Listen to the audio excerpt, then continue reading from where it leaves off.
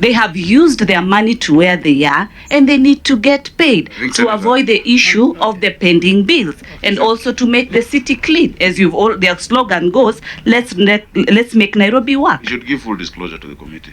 No, I'm just asking as far as the pending bills are concerned. Give full disclosure of conflict. Are you accusing the senator of conflict of interest? We want to hear this. No. Chairman, cannot do that. Mĩario ĩno ya seneta wa gũthũkio Tabitha Mutinda nĩwe yatuthũrire ndereti hiũ hĩndĩ ya gĩikaro gĩa kamĩtĩ ya seneti gĩkĩgĩna na bajeti thutha wa gavana wa Nairobi Johnson Sakaja kũmũũria nĩ rĩrĩ ũrĩa akuruhanĩtio na kambuni cia ũngania wa GIKO kaunti-inĩ ya Nairobi iria herire kamĩtĩ ĩno nĩcio ikoretwo igĩthogota ũtongoria wake kumana na kũrega kũngania GIKO kaunti-inĩ ya Nairobi. So I have not gone to the registrar to know if that company belongs to you, but you have been asking for payments for certain companies.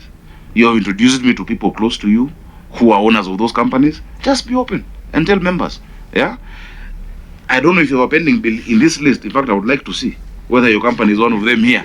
If you are going to have pecuniary interest in a matter, as a member of a committee or the Senate, you must disclose that pecuniary interest.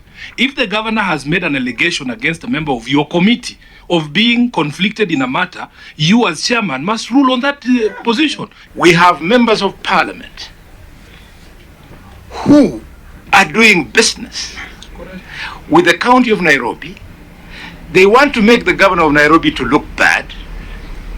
And even before we ask them to disclose their pecuniary interest, they are back home flashing the money. Senator Mutinda ũrĩa nowe mũnini wa mũikarĩri gĩtĩ wa kamĩtĩ ĩno ekwendaga gavana Sakaja atarĩrie rĩrĩa akarĩha mathirĩ marĩa kaunti ĩrĩ namo ma kambuni cia kũngania gĩko. Thutha wa gavana Sakaja kuuga ene kambuni icio nĩo makoretwo magĩthararia ũtungata ũyũ na macũngĩrĩrio gũtiga kaunti ĩrĩ na gĩko.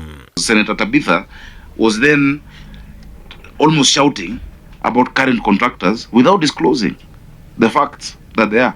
Now, I am not the registrar of businesses, so I don't know beneficial ownership. But I will tell you, senators and MPs actually push for certain businesses to be paid. You know? That is true. Senators and MPs push for businesses to be paid, contractors to be paid, lawyers to be paid. You know, I will not mention names. I want this thing to be cleared. If there are members of this committee or members of the Senate or National Assembly doing business with the county government of Nairobi, this is the opportunity. Because this week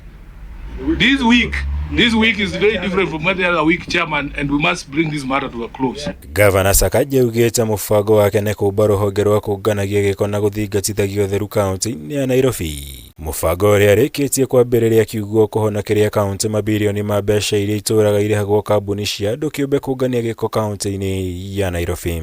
The county needs to be able to have the full capacity to collect and process solid waste. And that is why we are investing in equipment.